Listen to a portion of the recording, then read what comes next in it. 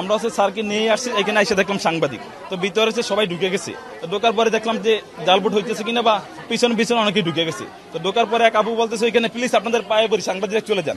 তো আমিও চেষ্টা করতেছি যে প্লিজ আপনারা বের হয়ে যান, এইটুকুই। ফুটেজ গুলো কিন্তু আছে। না না, আমি বলি, আপনি অভিযোগ দিয়েছেন, সমাধান করার দায়িত্ব কি আপনার? না, সমাধান করে নাই, তাহলে আপনি কেন ভিতরে ঢুকবেন? সবাই একসাথে তো আমি চেষ্টা করছিলাম হট্টগোল যাতে না হয়। আপনি ভিতরে কেন ঢুকবেন? আপনি কেন বের, আপনার দুটার অধিকার রাখেন, বের করে দেন। না, আমি অধিকার রাখি না, কিন্তু মানবাধিকারের দিক থেকে আমি চেষ্টা করছি যে এই ডাকসু নির্বাচনটা ভালো মতো হোক। আপনি বের করে দেওয়াটা মানবিকতা না, আমরা প্রার্থী হিসেবে যে একটা অভিযোগ পেয়েছি, আমরা প্রার্থী না, কিন্তু আমরা যে প্যানেলটা, আমরা যে একটা টিম ওয়ার্ক কাজ করতেছি। না, আমরা ঢুকতে পারি না, কিন্তু আমরা চেষ্টা করছি এখানে যাতে হট্টগোল যাতে না হয়। যেহেতু একজন বিপি আসছে, না, আমরা চেষ্টা করছি যে ওইখানে কিন্তু আপু বলতেছিল, এখানে যে আপুটা ছিল যে আপনাদের পায়ে পড়ে এইভাবে বলছে, হাত জোর করে বলছে। তো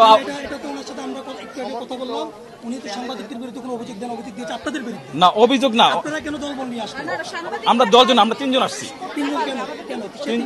এই যে অভিযোগ বিপিকে নিয়ে আসছি যে এখানে কি হইতেছে দেখার জন্য, এইটুকুই। যারা কিনা নির্বাচন করছেন তারা অভিযোগটি তুলেছেন যে গতকাল রাত 8:30টায় বিভিন্ন অনলাইন মাধ্যমে প্রচারণা চালাচ্ছে প্রার্থীরা, এবং এই নিয়ে তারা যখন হলে রিটার্নিং অফিসার এবং প্রভোস্টের কাছে তারা অভিযোগপত্র জমা দেয়, অভিযোগপত্র জমা দেওয়ার সাপেক্ষে তাদের অভিযোগপত্রটি গ্রহণ পর্যন্ত করা হয়নি এবং কোনো তদন্ত ব্যতীত তাদের সেই জায়গা থেকে কোনো সুষ্ঠু সমাধান তাদেরকে দেওয়া হয়নি।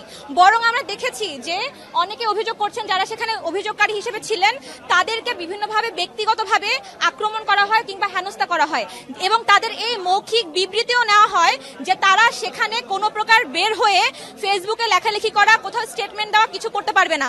যদি সেটা হয়ে থাকে ম্যাম, সেটা আপনি প্রভোস্ট হিসেবে কিভাবে দেখেন বা এটা নির্বাচনের পরিস্থিতিকে কিভাবে আসলে ব্যাখ্যা করে? এখানে সমস্ত রেসপন্সিবিলিটি রিটার্নিং অফিসারের। এখানে একজন ছিলাম, কিন্তু আমি কোনো কথা বলতে পারবো না। সেখানে যাই বলেছি ওদের পার্সোনালি বলেছি, ঠিক আছে? রিটার্নিং অফিসার যেটা সিদ্ধান্ত দিবেন সেটাই আমার মানতে হবে। ভোট কারচুপি হলে আমাদেরকে জানানো হতো, আমাদের পোলিং এজেন্টরাও ভেতরে আছে। যদি আমার দলেরই ভোটে কারচুপি হতো, অন্য দলের পোলিং এজেন্ট আছে তারা জানাতো। কোন দলের পোলিং এজেন্ট কিছুই বলছে না, তারা কোন অভিযোগের, কোন পোলিং এজেন্টও না, একজন প্রার্থীর অভিযোগের বেসিসে তারা এই পর্যন্ত ভেতরে ঢুকে যায়। সেটা আমাদের প্রশাসনও ঠেকায় না। আমাদের প্রত্যেকে যারা আমরা ভেতরে যাচ্ছি, ভেতরে মোট 3 জন 4 জন করে মেয়ে নেওয়া হচ্ছে, সেই বেসিসে আমাদেরকে 40টা করে ভোট দিতে হচ্ছে। সেই ক্ষেত্রে কোনো যদি বিলম্ব থেকে থাকে সেইটার কারণ অবশ্যই তো পোলিং এজেন্টরা জানাবে। পোলিং এজেন্টরা আমাকে বলছে ভেতরে কোনো সমস্যা নাই, শুধু টেকনিক্যাল কিছু ঝামেলার কারণে তাদের 1 ঘন্টার মতো, 1 ঘন্টাও না, আধা ঘন্টার বেশি সময় হয়তো গিয়েছে। তার বেসিসে যদি তারা ঢুকে পড়ে, এইটা তো আসলে জায়েজ হয় না, আমার মনে হচ্ছে না। যদি নিরাপত্তার এই অবস্থা থাকে, যদি ভোট কারচুপির অভিযোগও পর্যন্ত এসে থাকে, আমার মনে হয় দুটো জিনিসই আসলে প্রশাসনের এখন দৃষ্টিতে আনা উচিত, আওতায় আনা উচিত। একটা হলে এখন পর্যন্ত খবর এসেছে, সেটা কিভাবে প্রশাসন ট্যাকেল করে, যিনি ঢুকেছেন তার বিরুদ্ধে প্রশাসন কি স্টেপ নেয়, যে অভিযোগ এসেছে সেই অভিযোগের স্বচ্ছতা প্রমাণ করার জন্য প্রশাসন কি অভিযোগ স্টেপ নেয়, এগুলো সব দেখার এখন অপেক্ষায় আছি। প্রথমত আমাদের হলে একজন ছাত্রদল সমর্থিত বিপি প্রার্থী, তিনি বাংলা 48-এর একজন ভাই। প্রথমত আমাদের ছাত্রী হল, এবং আমাদের ছাত্রী হলের নিয়ম হচ্ছে যে কোনো ধরনের পুরুষ মানুষ যদি আমাদের হলে প্রবেশ করে যে কোনো কারণে, তখন আমরা ঘন্টা বাজিয়ে বাজিয়ে দেওয়া হয় যেন আমরা বাইরে থেকে যারা ছাত্রীরা আছে আমরা কেয়ারফুল হতে পারি যে একজন পুরুষ মানুষ এখানে ঢুকতে পারছে। তো এখানে আমরা দেখেছি যে ছাত্রদলের যিনি বিপি প্রার্থী তিনি আমাদের হলে ঢুকতে ইন্ট্রুডারের মতো ঢুকেছেন, প্লাস কোনো এখানে প্রোটেকশন ছিল না, কোনো ঘন্টা ছিল না।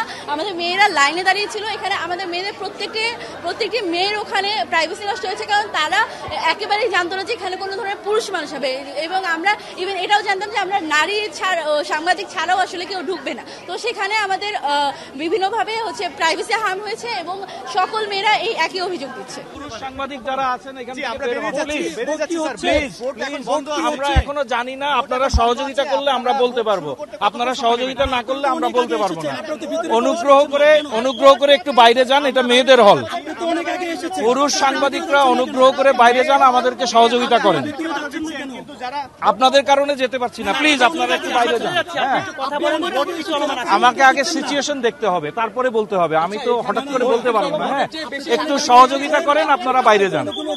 আপনারা যদি বাইরে না যান তাইলে কিন্তু আমাদের পক্ষে কোনো কিছু করা সম্ভব হবে না। না না, আপনারা ভোট বন্ধ করছেন এরকম কোনো কথা না, কিন্তু নির্বাচন কমিশনকে সহযোগিতা করতে হবে। একসাথে এতজন এখানে ঢোকা সম্পূর্ণভাবে এটা বন্ধ করা হয়েছে। অনুগ্রহ করে প্লিজ গেটের বাইরে আসেন। নারী সাংবাদিকরা থাকেন, নারী সাংবাদিকরা থাকেন, পুরুষ সাংবাদিকরা বাইরে যান। অনুগ্রহ করে বাইরে যান। ভোট এখানে বন্ধ কেন? ভোট বন্ধ কেন? ভোট বন্ধ কেন? স্যার ভোট বন্ধ কেন স্যার এখানে? না না, ভোট বন্ধ কেন? নারী সাংবাদিকরা থাকেন, ভোট বন্ধ কেন? ভোট বন্ধ কেন? পুরুষ সাংবাদিক আছেন, অনুগ্রহ করে বাইরে যান, please। আপনি সাংবাদিকদেরকে ভিডিও করার কথা কেন বললেন? আচরণ বিধিতে